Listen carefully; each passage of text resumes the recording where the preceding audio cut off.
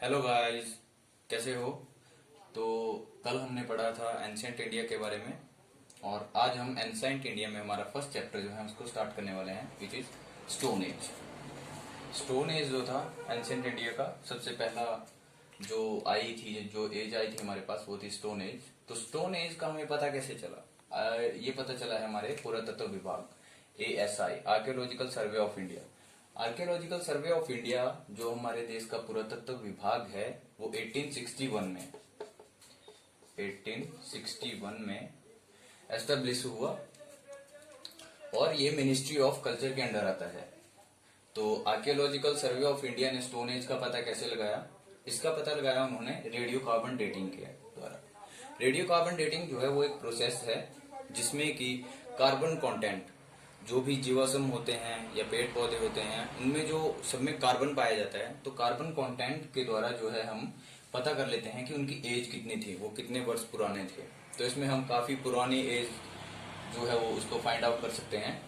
तो सबसे पहले स्टोन एज में हमारे पास था पैलियोलिथिक, पुरा पाषाण काल।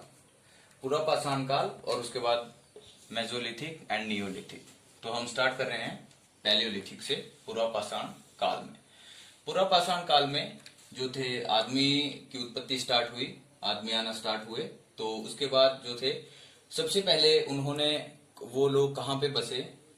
तो लोगों के पास एग्रीकल्चर उस टाइम पे नहीं होता था, तो लोग सबसे पहले वाटर सोर्सेज, जो हमारी नदियां थी, नदियों के किनारे जो डेल्टा बने हुए थे, उनके पास उन्होंने रहना स्टार्ट किया। क्योंकि जितने भी जीव जंतु, जंगली जानवर जो आते थे उस टाइम पे मेनली जो था वो हंटिंग के ऊपर, हंटिंग और poaching, hunting hunting mainly focus करते थे।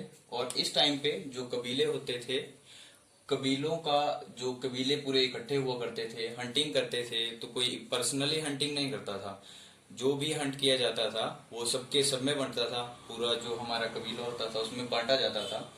तो हंटिंग उस टाइम पे मेन था। और ये कहाँ पे पाया गया?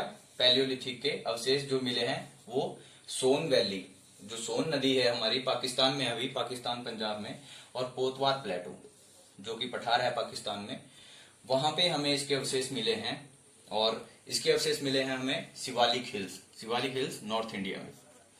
और भीमपेट का मध्य प्रदेश में पहली साइट थी जिसको डिस्कवर किया, और इसके ऊपर हमें सबसे ज्यादा अवशेष मिले हैं। इसमें हमारे पास जो थे वो 20 लेयर पेंटिंग, 20 परतों वाली पेंटिंग। 20 परतों वाली पेंटिंग, उस टाइम पे लोगों के पास कुछ करने के लिए ज्यादा काम होता नहीं था, सिर्फ हंटिंग का काम होता था। और लोग जो थे एक नोमैड लाइफ जीते थे, घुमंतु लाइफ जीते थे। लोग घूम रहे हैं, इधर से उधर घूम रहे हैं, 10 दिन यहाँ पे रुक रहे हैं तो आगे चल जाते हैं, 10 दिन कहीं और रुकते हैं जहाँ पे उनको खाना मिल जाता है। तो भीमबेटका में जो था वो 20 लेयर पेंटिंग, एक दीवार है उसके ऊपर मैंने पेंटिंग की है, कोई अगला आ रहा है उसने ऊपर से पेंटिंग कर दी, कोई तीसरा आ रहा है ऊपर से पेंटिंग करती, तो वैसे वैसे करते पेंटिंग करते रहे। तो 20 लेयर्स पेंटिंग जो थी वहां पे डिस्कवर की है हमारे जो आर्कियोलॉजिकल सर्वे ऑफ इंडिया है उन्होंने। और नर्मदा वैली में भी इसके अवशेष मिले हैं। तो जो पैलियोलिथिक टाइम पीरियड था वो 3 फेजेज में डिवाइड था। One is lower phase, middle phase and then upper phase. Lower phase जो था वो स्टार्टिंग फेज था। स्टार्टिंग फेज में हमारे पास हंटिंग किया करते थे लोग, फूड गैदरिंग, इकट्ठे खाना खाते थे। कोई भी जंगली जानवर का शिकार किया तो उसको इकट्ठे ही पकाते थे, पकाते तो नहीं थे, कच्चा मांस खाते थे उस टाइम पे। तो उसको इकट्ठे खाते थे, सभी में बांटा जाता था। और जो टूल यूज किया जाता था वो limestone tube, limestone tube limestone tool जो यूज किया जाता था, चूना पत्थर का जो औजार यूज किया जाता था उस टाइम पे। जो हम चूना पत्थर का इस्तेमाल क्यों करते थे टूल बनाने के लिए? अगर हमारे पास किसी चीज की अवेलेबिलिटी ज्यादा है हम उसी का यूज करेंगे। तो अगर हम देखें ये कहाँ कहाँ पे अवशेष पाए गए थे, सोन वैली, पोतवार प्लेटो, शिवालिक हिल्स और भीमबेटका मध्य प्रदेश। तो यहाँ पे जो है वो लाइमस्टोन अवेलेबिलिटी ज्यादा है हमारे पास, तो उस टाइम पे लाइमस्टोन टूल यूज किए गए थे। और लाइमस्टोन टूल जो थे वो इतने ज्यादा शार्प नहीं हुआ करते थे। तो अगले फेज जो था वो मिडल फेज में हमारे पास 60 टूल यूज करने शुरू कर दिए उन्होंने, पत्थर के टूल बनाने शुरू किए। और जो पत्थर होते थे, पत्थर को साफ करते थे वो, और जो टूल थे वो स्मॉल कर दिए उन्होंने और लाइट कर दिए, लाइटर टूल का यूज करना शुरू कर दिया। लाइटर टूल का यूज करना क्यों शुरू किया? क्योंकि पहले टूल बहुत लंबे हुआ करते थे और दूर से फेंकते थे तो जानवर मरता नहीं था आसानी से। तो फिर उन्होंने छोटे टूल का यूज करना शुरू किया कि हम दूर से भी मार सकते हैं और ज्यादा दूर तक जाएगा, इसलिए मिडल फेस में जो था शार्प टूल यूज किया था, स्मॉलर और लाइटर टूल यूज किए थे।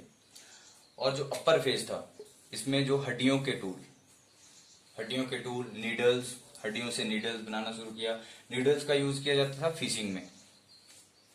फिशिंग उस टाइम पे अपर जो पैलियोलिथिक था उस टाइम पे फिशिंग, ये एग्जाम में क्वेश्चन आ सकते हैं जैसे कि जो फिशिंग था, फिशिंग कब यूज किया जाता था? तो पैलियोलिथिक में, पूरा पाषाण काल में फिशिंग स्टार्ट हो गई थी। और भीमबेटका मध्य प्रदेश में जो एक साइट है वो कब डिस्कवर की गई? वो भी पैलियोलिथिक के टाइम में थी। तो ये था हमारा पैलियोलिथिक टाइम। पैलियोलिथिक के बाद हम स्टार्ट करते हैं मेसोलिथिक के साथ। मेसोलिथिक मध्य पाषाण काल। मध्य पाषाण काल में क्या क्या चेंजेस हुए? क्लाइमेट, इसमें सबसे बड़ा चेंज जो हुआ वो क्लाइमेट चेंज। क्लाइमेट चेंज कैसे हुआ? क्लाइमेट चेंज में हमारे पास जो थी वो रेनफॉल स्टार्ट हो गया। रेनफॉल पहले भी था पैलियोलिथिक के टाइम पे, बट कम रेनफॉल होता था। यहाँ पे जो था टेम्परेचर थोड़ा वार्म हो गया और रेनफॉल ज्यादा हो गया। एज लाइक जियोग्राफी में हम जैसे पढ़ते हैं कि इक्वेटर के ऊपर, इक्वेटर में सबसे ज्यादा डाइवर्सिटी जो पाई जाती है वो इक्वेटर पे पाई जाती है, और सबसे ज्यादा पेड़ जो हैं, पौधे जो हैं और जीव जंतु सबसे ज्यादा इक्वेटर पे पाए जाते हैं। तो इक्वेटर पे सबसे ज्यादा पेड़ पौधे और जीव जंतु क्यों पाए जाते हैं? क्योंकि वहां पे जो है रेनफॉल ज्यादा होता है, टेम्परेचर भी ज्यादा होता है। टेम्परेचर की वजह से वो ग्रो करते हैं, फोटोसिंथेसिस होती है, ग्रो करते हैं, और रेनफॉल की वजह से उनको जो फूड मिलता है। तो क्लाइमेट चेंज के कारण जो था यहाँ पे फ्लोरा एंड फोना, पौधे और जीव जंतु की अवेलेबिलिटी ज्यादा हो गई। और जैसे ही पौधे और जीव जंतु ज्यादा हो गए तो कुछ जीव जंतु ऐसे आ गए जो इंसान के लिए खतरा थे, जो इंसान की लाइफ को डिस्ट्रॉय कर सकते थे। तो डोमेस्टिकेशन स्टार्ट हो गया। सबसे पहले डोमेस्टिकेट किया गया डॉग को। डॉग को ही सबसे पहले क्यों डोमेस्टिकेट किया गया था? डॉग को इसलिए डोमेस्टिकेट किया गया था प्रोटेक्शन के लिए, ह्यूमन प्रोटेक्शन के लिए डोमेस्टिकेशन किया गया डॉग का। और डॉग के बाद जो था सीप और गोट, भेड़ और बकरी जो थे वो कॉमन एनिमल्स थे जिनका डोमेस्टिकेशन किया गया, क्योंकि इनसे जो था हमें ऊन मिल जाती थी और हमें दूध मिल जाता था, फ्लैश मिल जाता था, मांस मिल जाता था। तो इसमें जो था, और इसमें जो थे माइक्रोलिथ्स छोटे और धारदार हथियारों का यूज होना शुरू हो गया। हथियार छोटे कर दिए गए थे और बहुत ज्यादा पैने कर दिए गए थे, तो उनका यूज किया। और इसमें जो लाइफ थी, नोमैड लाइफ, जो घुमंतू लाइफ थी, उसे सेटल्ड लाइफ में स्टार्टिंग फेज आ गया था सेटल्ड लाइफ का। लोग सेटल्ड लाइफ स्टार्ट कर दी थी लोगों ने। लोग एक जगह पे रहना शुरू कर दिया था, 6 महीने के लिए या 1 साल के लिए एक जगह पे रुकते थे, उसके बाद चेंज करते थे, क्योंकि रेनफॉल ज्यादा था, डाइवर्सिटी ज्यादा थी, और डोमेस्टिकेशन शुरू कर दिया था, और खाने की भी कोई दिक्कत नहीं आ रही थी। तो इसीलिए इस फेज में जो है सेटल्ड लाइफ स्टार्ट हो गई थी। और इसकी मेजर जो साइट्स हैं, मेजर साइट्स जो है इसकी, नर्मदा वैली मेजर साइट थी मेसोलिथिक पीरियड की, विंध्या, ब्रह्मगिरी, गंगा प्लेन, गंगा की तरफ उन्होंने शुरू कर दिया यूपी साइड, सोजत राजस्थान, और गोदावरी बेसिन। ये जो थे मेसोलिथिक पीरियड के मेन साइट थी। इनसे क्वेश्चन बन सकता है, और इस पूरे सभी से क्वेश्चन बन सकते हैं। जैसे डोमेस्टिकेशन, सबसे पहले किस चीज का डोमेस्टिकेशन किया गया? डॉग का। कौन से काल में किया गया? मेसोलिथिक मध्य पाषाण काल में किया गया। सीप और गोट को क्यों जो था वो डोमेस्टिकेट किया गया था? माइक्रोलिथ्स क्या होते हैं? सेटल्ड लाइफ कब शुरू हुआ? ये सारे हम मेसोलिथिक टाइम पीरियड पे हुए थे।